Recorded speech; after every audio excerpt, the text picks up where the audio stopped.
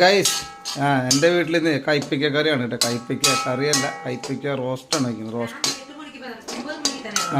കൈപ്പിക്ക roast, കൈപ്പിക്ക റോസ്റ്റാണ് അത്. Guys കണ്ടോളൂ.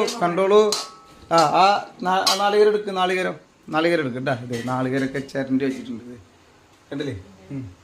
നാളികേരം ചിരണ്ടി റെഡിയാക്കി വെച്ചിട്ടുണ്ട്. ഇനി കൈപ്പിക്കലിട്ട് ഇങ്ങോട്ട് മിക്സ് ചെയ്തിട്ട് ഇങ്ങോട്ട് ടേസ്റ്റ് വേറെ ടേസ്റ്റാണ്. നാളികേരൊക്കെ ഇട്ടു കേട്ടോ. നാളികേരത്തിൻ്റെ നാളികേര ചിരണ്ടി നാളികേരപ്പൂ ഇങ്ങനെ മിക്സ് ചെയ്ത് ഇങ്ങനെ ഇളക്കി കൊടുക്കുക. ഇളക്കി കൊടുത്ത് ഇങ്ങനെ വാട്ടിയെടുക്കുക.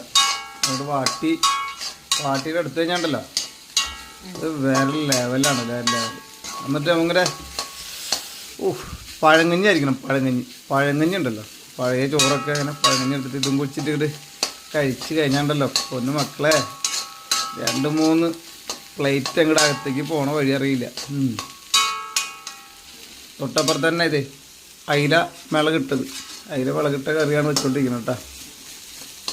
ഒക്കെ അടിപൊളിയായിട്ട് അപ്പുറത്ത് സെറ്റ് ആടുന്നോണ്ടിരിക്കുകയാണ്. ഉള്ള പാചകം ചെയ്യണ്ടേ, കാലത്ത് തന്നെ പാചകത്തിൻ്റെ തിരക്കിലാണ്. ഓക്കെ ശരി ഗൈസ്, ഇനി ഇത് കഴിച്ചിട്ട് പറയാം.